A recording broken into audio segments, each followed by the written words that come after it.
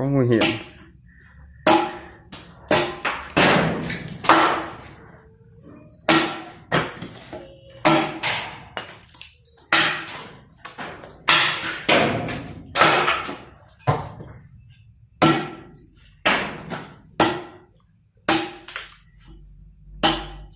Em bổ trong nhà ông Thái để vỡ đầu thẳng nữa.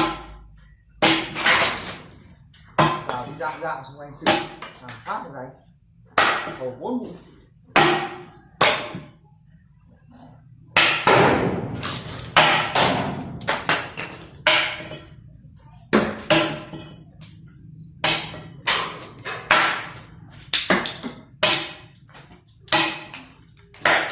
Búa này cán nặng quá, cắt mẹ bớt đi. Ôi Nặng búa kiểu này nó đâu hả? búa người ta phải cán này nhẹ, bổ chắc tay, bổ này hãm một chút vọt xài máy táng mấy phát đầy có đầu đến cả cái chỗ cái xương lồi lồi cái đà cái này nó cật vào mấy phát xương. Nhà chuẩn bị xem mình tiện cây gỗ cẩm Lào chuyển từ Campuchia về.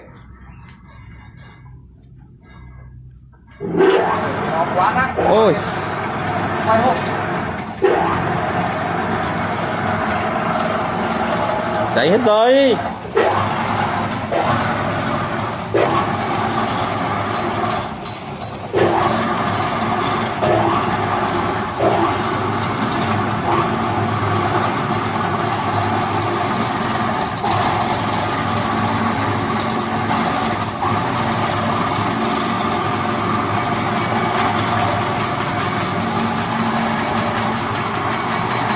Điện đã đạt một điểm bắt đầu.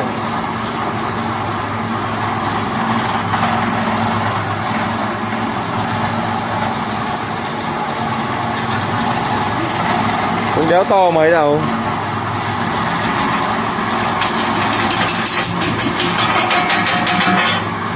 Ở đây cái này là to rồi.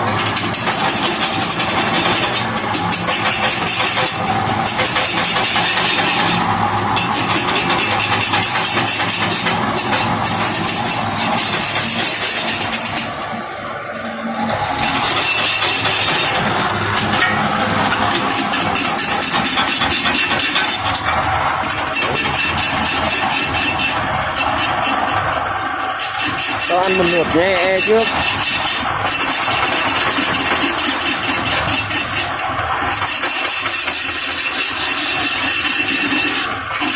Để đến trưa xong.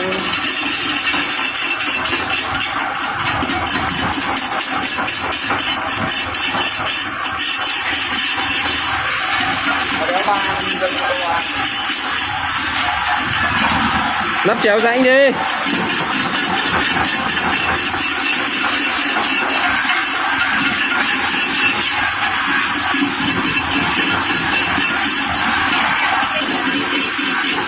Để thầy dưới. Hả?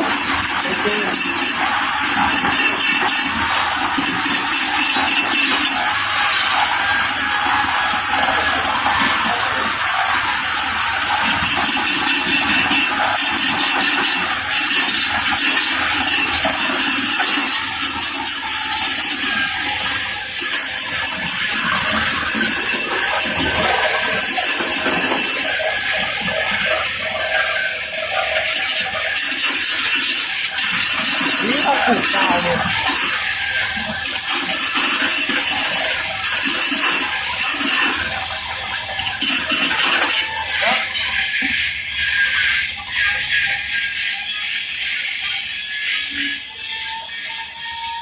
Địt mẹ.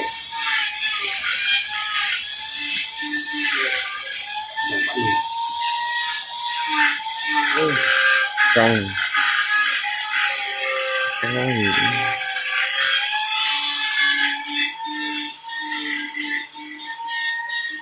kéo đi cái này chém dây tí cũng được. Nó phải cái dây này trên vụ này để quá. Nó thì đúng hả? Ôi đi còn còn lặng hơn. Ôi thế chạy lốn nhỉ. Dây cũ của nó đấy biết đâu rồi. Dây cũ nó không dây cũ. Cái này cho mượn vài chục triệu. Hả? Cái này có tiền cho mượn vài chục triệu. Tiêu lồn nhỉ. tiền đâu xây nhà đâu rồi. Hả? Có làm nhà lồn đâu mà mượn tí không? Mua là Hả? trẻ tối là Mua ở đâu? Bao tiền? Vậy đấy.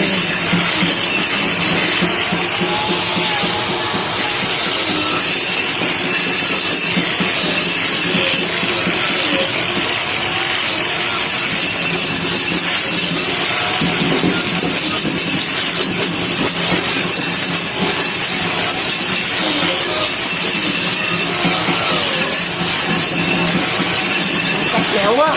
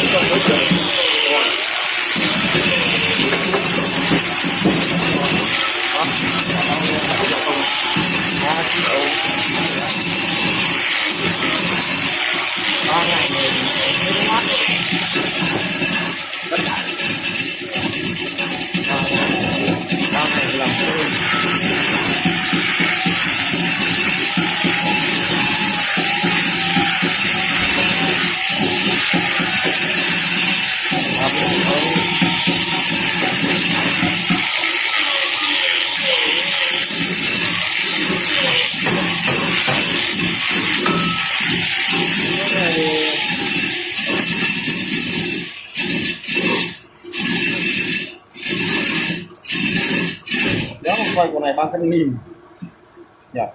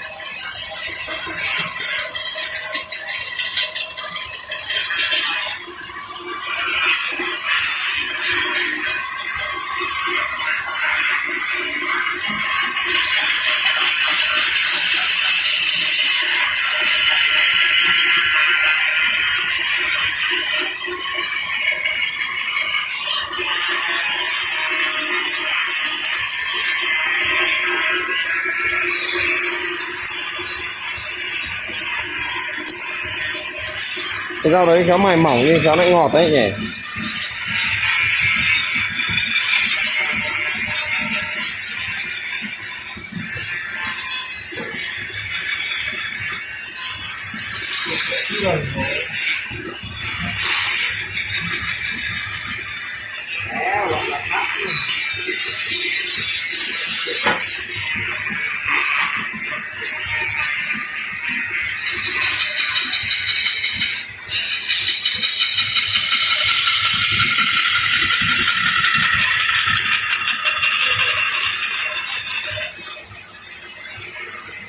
Vừa mà không phải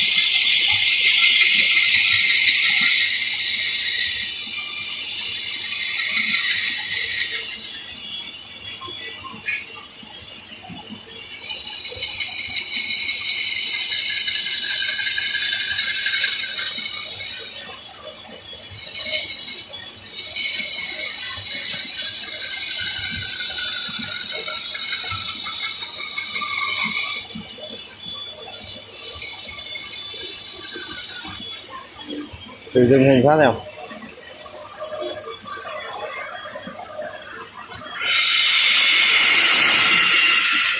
Chưa ngọt thôi đúng không?